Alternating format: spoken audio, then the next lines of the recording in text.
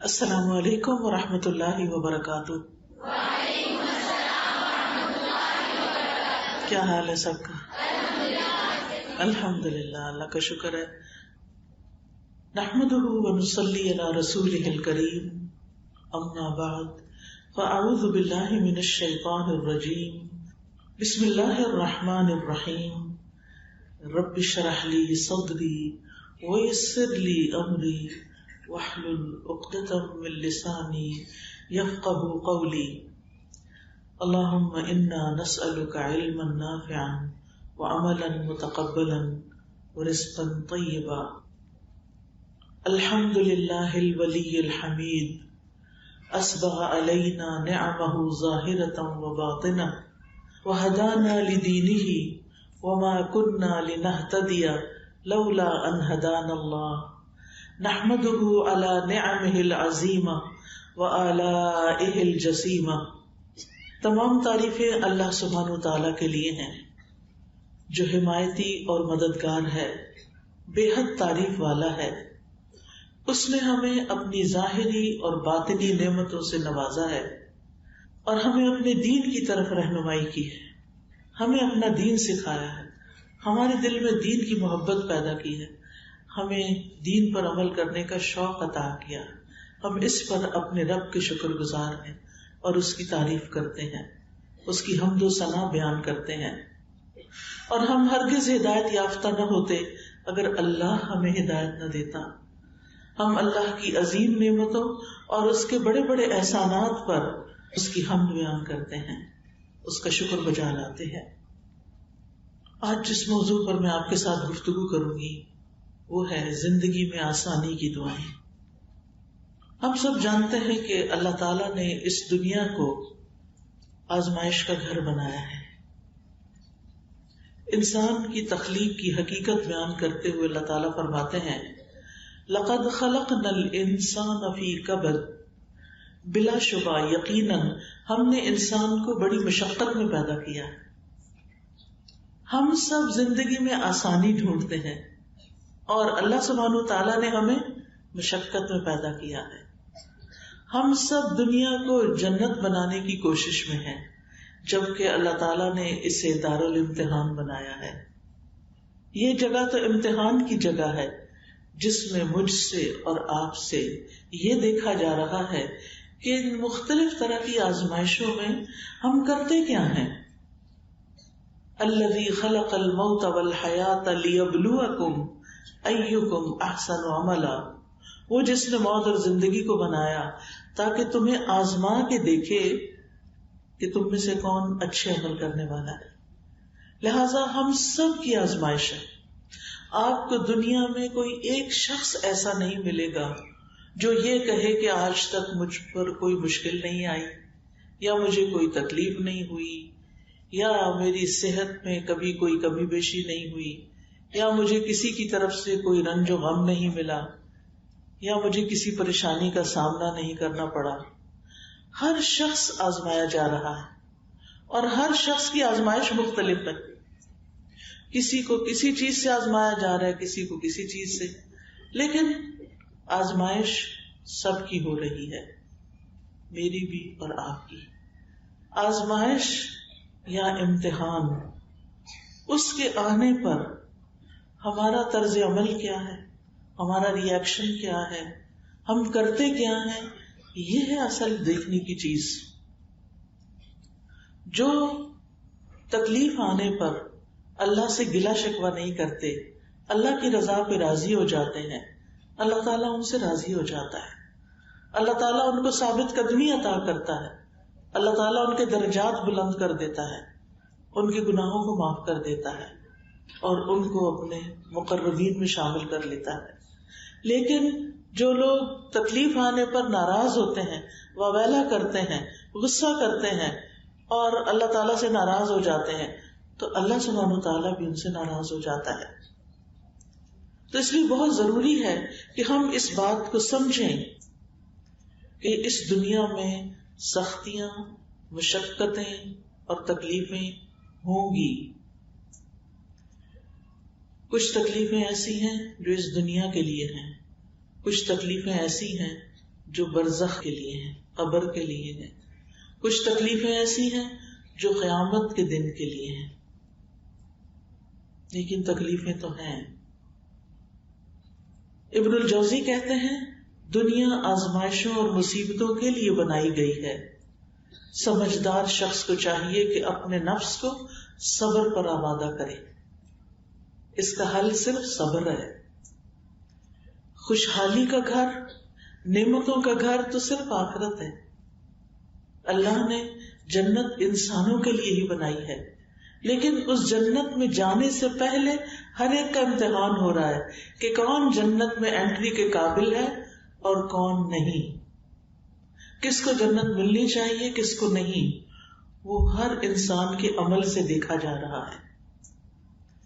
جنت ہی ایسی جگہ ہے جہاں پہنچ کر انسان کہے گا کہ شکر ہے اس رب کا جس نے ہم سے غم کو دور کر دیا۔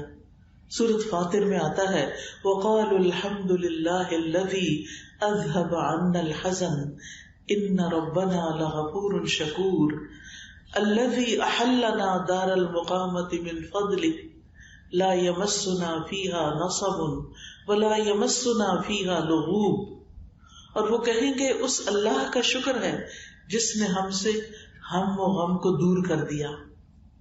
جنت میں انسان کا پہلا قدم جائے گا تو اس کے سارے غم دور ہو جائیں گے، وہ ساری پریشانیوں کو بھول جائے گا، اس کو کوئی تکلیف یاد ہی نہیں رہے گی، اور آئندہ ہمیشہ ہمیشہ کے لیے اب وہ صرف خوش ہی خوش رہے گا۔ وہ وہاں کہے گا شکر ہے اس رب کا جس نے ہم سے غم دور کر دیا، یقیناً ہمارا رب بخشنے والا بڑا ہی قدردان ہے، جس نے اپنے فضل سے ہمیں ابدی قیام گاہ میں لا اتارا، جہاں ہمیں نہ مشقت اٹھانی پڑتی ہے نہ تھکاوٹ لاحق ہوتی ہے، نہ کوئی تھکاوٹ نہ کوئی بوریت، کچھ بھی نہیں، اب آرام ہی آرام ہے۔ لیکن اس آرام کے لیے اس دنیا میں کام ہی کام ہے، محنت ہی محنت ہے۔ جو لوگ یہاں آرام کر رہے ہیں اور آخرت کی تیاری نہیں کر رہے، پھر وہاں ان کے لیے مشقتیں ہی مشقتیں ہیں۔ اس لیے بڑا ضروری ہے کہ ہم دنیا کی حقیقت کو سمجھیں اور اس دنیا میں اپنے مقصد کو سمجھیں، کیونکہ ہمیں اللہ تعالیٰ آزما رہا ہے۔ اللہ تعالیٰ قرآن مجید میں ایک اور جگہ پر بھی فرماتے ہیں وَنَبْلُوكُمْ بِالشَّرِّ وَالْخَيْرِ فِتْنَةً، کہ ہم تمہیں اچھے برے حالات دونوں طرح سے آزماتے ہیں، یعنی صرف تکلیفیں ہی آزمائش نہیں، نعمتیں بھی آزمائش ہیں کہ ان کو پا کے ہم کیا کرتے ہیں۔ جب ہمیں دنیا میں کوئی کامیابی حاصل ہوتی ہے، کوئی خوشی حاصل ہوتی ہے، تو پھر ہم کیا کرتے ہیں، ہمارا رویہ کیسا ہے، ہمارا طرز عمل کیسا ہے، اور جب کوئی تکلیف آتی ہے تو پھر ہم کیا کرتے ہیں، جس کے آنے کے بارے میں اللہ تعالیٰ نے پہلے سے ہی خبردار کر دیا ہے۔ سورۃ البقرہ میں اللہ تعالیٰ فرماتے ہیں وَلَنَبْلُوَنَّكُمْ بِشَيْءٍ من الخوف والجوع ونقص من الاموال والانفس والثمرات وبشر الصابرين الذين اذا اصابتهم مصيبة قالوا انا لله وانا اليه راجعون اولئك عليهم صلوات من ربهم ورحمة واولئك هم المهتدون۔ اور یقیناً ہم تمہیں خوف اور بھوک اور مالوں اور جانوں اور پھلوں کی کمی میں سے کسی نہ کسی چیز کے ساتھ ضرور آزمائیں گے، اور صبر کرنے والوں کو خوشخبری دے دو۔ وہ لوگ کہ جب انہیں کوئی مصیبت پہنچتی ہے تو وہ کہتے ہیں بے شک ہم اللہ کے لیے ہیں اور بے شک ہم اسی کی طرف لوٹنے والے ہیں۔ یہ لوگ ہیں جن پر ان کے رب کی طرف سے کئی مہربانیاں ہیں اور بڑی رحمت ہے، اور یہی لوگ ہدایت پانے والے ہیں۔ تو گویا خوف، مال، جان اور پھلوں کی کمی اور دیگر تکلیفوں کے ساتھ آزمائش ضروری ہوگی، یہ اللہ تعالیٰ نے بتا دیا ہے۔ آپ دیکھیں وا لا نبلونا، یہاں پر 3 موقدات آئے۔ موقدات کہتے ہیں جس سے تاکید کی جاتی، واو قسم کی ہے، لام تاکید کا ہے، نون مشدد بھی تاکید کا ہے، یعنی اللہ تعالیٰ قسم کھا کے فرماتے ہیں کہ ایسا ضرور ہوگا. کیا؟ کہ تمہیں مشکلات آئیں گی دنیا میں، کبھی خوف ہوگا، کبھی بھوک ہوگی، کبھی جانوں کی کمی ہوگی، کبھی مال کی کمی ہوگی، کبھی پھلوں کی پیداوار کی، تمہاری آمدنی کی کمی ہوگی. یہ ضرور ہوگا. لیکن ساتھ ہی کیا فرمایا کہ ایسے مواقع پر، ایسی تکلیفوں پر جو صبر کر جائیں ان کے لیے خوشخبری ہے. اور وہ جب مصیبت آتی ہے تو کیا کہتے ہیں؟ انا للہ و انا الیہ راجعون. بے شک ہم اللہ کے لیے اور ہم اللہ کی طرف لوٹ کے جانے والے ہیں. کیا مطلب ہے؟ کہ یہ دنیا تو ہمیشہ کے لیے ہے ہی نہیں. اللہ نے ہمیں پیدا کیا، اللہ ہی کی طرف لوٹ کے جانا ہے. یہاں بھی اللہ کے حکم کے مطابق جئیں گے. اور پھر جو چیزیں ہماری ہیں وہ بھی اصل میں ہماری نہیں، وہ بھی اللہ کی امانت ہے ہمارے پاس. کیا مطلب؟ کہ اس کے ساتھ ہم کرتے کیا ہیں. مثلا یہ ہاتھ کس نے بنایا؟ ہمارے اللہ نے. یہ ہمیں کیوں دیے اللہ نے؟ کیا کرے ان سے؟ کام کرے. کیسے کام؟ اچھے کام یا اس کو ناراض کرنے والے کام؟ اب آزمائش یہی ہے کہ ہاتھ اللہ نے دیے، دیکھا یہ جا رہا ہے کون ان ہاتھوں کو اللہ سبحانہ وتعالیٰ کی مرضی کے مطابق استعمال کرتا ہے اور کون اس کے خلاف، کون اس کے خلاف استعمال کرتا. آنکھیں کس نے دی ہیں؟ انا للہ. ٹھیک ہے. مرنے کے بعد یہ آنکھیں کہاں جائیں گی؟ واپس مٹی میں مل جائیں گی. منہا خلقناکم، اس مٹی سے ہم نے تمہیں پیدا کیا. وفیہا نعیدکم، اسی میں ہم تمہیں واپس لوٹا دیں گے. ومنہا نخرجکم تارۃ اخری، اور اسی میں سے ہم تمہیں دوبارہ نکال لیں گے، پھر پیدا کریں گے. دوبارہ کیوں نکالیں گے؟ تاکہ جس نے ان آنکھوں کو، ان ہاتھوں کو، اس زبان کو صحیح استعمال کیا ہے اس کو جزا دیں، اس کو اچھا بدلہ دیں. اور جنہوں نے اس کو غلط طریقے سے استعمال کیا، آنکھوں سے حرام چیزیں دیکھی، کانوں سے حرام چیزیں سنی، زبان سے غلط باتیں کی، جھوٹ بولا، چغلیاں کی، غیبتیں کی، دوسروں کو ہرٹ کیا، ستایا، تو پھر کیا ہو؟ ان کو اس کا بدلہ دیں. تو ہر انسان کو آزمایا جا رہا ہے کہ اس کو اللہ نے جو امانتیں دی ہیں، جو نعمتیں دی ہیں، اب وہ ان کے ساتھ کرتا کیا ہے. اسی لیے اللہ تعالیٰ نے ہمارے لیے گارڈز رکھے ہوئے ہیں. کیا نام ہے ان گارڈز کا؟ کرامن کاتبین. وہ کیا کر رہے ہیں؟ لکھ رہے ہیں. جو کچھ کرتے ہو لکھتے جا رہے ہیں. اور کون لکھوا رہا ہے؟ انا کننا نستنسخ، بے شک ہم لکھوا رہے تھے. کیا اللہ تعالیٰ کو خود نہیں پتا ہم کیا کر رہے ہیں؟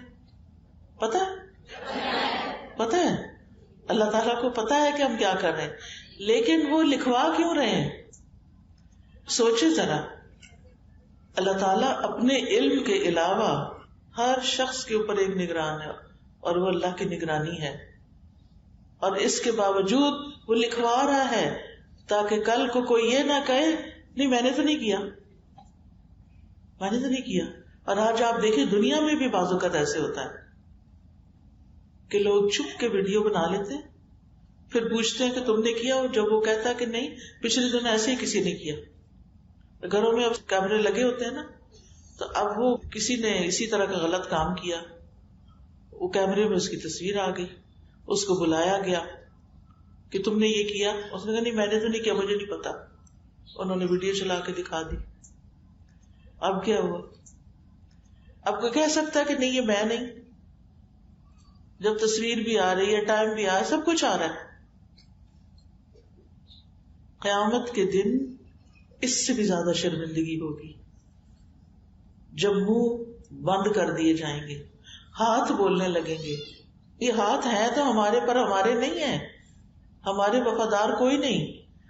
جب اللہ تعالیٰ نے ان کو بلوانا ہے تو یہ ہر وقت ہمیں دیکھتے رہتے ہیں ہم کیا کرتے ہیں، کیا پکڑتے ہیں، کیا رکھتے ہیں، کیا آن کرتے ہیں، کیا آف کرتے ہیں، اپنا وقت کہاں لگا رہے ہیں، کتنے کتنے گھنٹے یوٹیوب پہ بیٹھے رہتے ہیں، اور صرف دنیا کے چند پیسے کمانے کے لیے نمازیں، دین، قرآن، ہر چیز بھول کے، خیر، نیکی، آخرت کی تیاری کے کام چھوڑ کے صرف یوٹیوب چینل بنا رہے ہیں تاکہ اس کے اوپر اشتہار گندے مندے چلے اور اس میں سے ہمیں کچھ پیسے مل جائیں. ویڈیو بنا رہے ہیں گھنٹوں، پھر ایڈٹ کر رہے ہیں گھنٹوں، اور ڈال اس پہ کیا رہے ہیں؟ کوئی کھانے کی ریسیپی ڈال رہا ہے، کوئی ایکسرسائز ڈال رہا ہے، کوئی ادھر ادھر کی سچی جھوٹی باتیں ڈال رہا ہے اور ویوز بنا رہا ہے تاکہ پیسے ملیں. دنیا کی محبت نے انسان کو آخرت سے غافل کر دیا. الہاکم التکاثر حتی زرتم المقابر کلا سوف تعلمون ثم کلا سوف تعلمون. الہاکم التکاثر، ایک دوسرے کے مقابلے میں کثرت سے، یعنی مال حاصل کرنے کی خواہش نے تمہیں لہو و لعب میں مبتلا کر دیا، غافل کر دیا.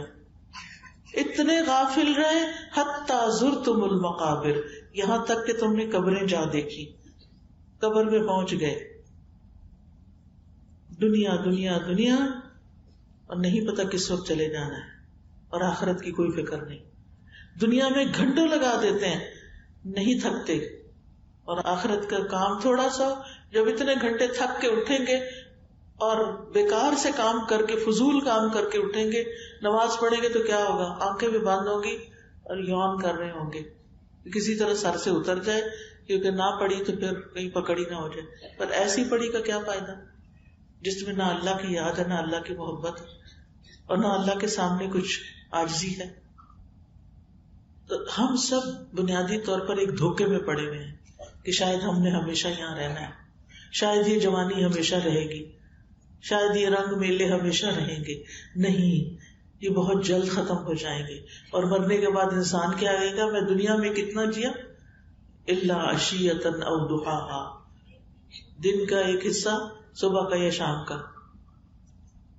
ہم سب کو سوچنا چاہیے کہ ہم اپنے اس وقت کو جس میں ہماری آزمائش ہو رہی ہے، ہم کس طرح گزار رہے ہیں.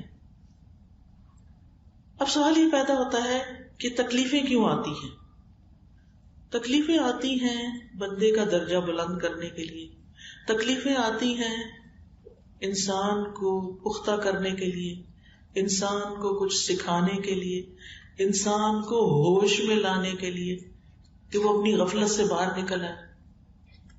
تو اس لیے تکلیفیں تو آئیں گی.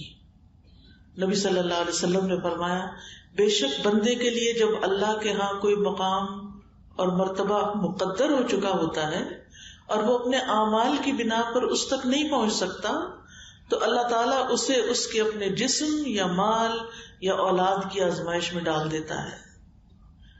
امام ابو داؤد فرماتے ہیں کہ اس میں یوں بھی کہا گیا ہے، پھر اللہ اسے صبر کی توفیق بھی دیتا ہے، حتیٰ کہ اسے اس مقام اور مرتبے تک پہنچا دیتا ہے جو اللہ تعالیٰ کی طرف سے اس کے لیے پہلے سے مقدر تھا. یعنی عمل سے وہ بندہ اس درجے پہ نہیں پہنچنے والا تھا. کیسے پہنچا؟ تکلیف کاٹ کے، بیماری کاٹ کے. تو تکلیفیں پاک کرنے کا سبب ہوتی ہیں.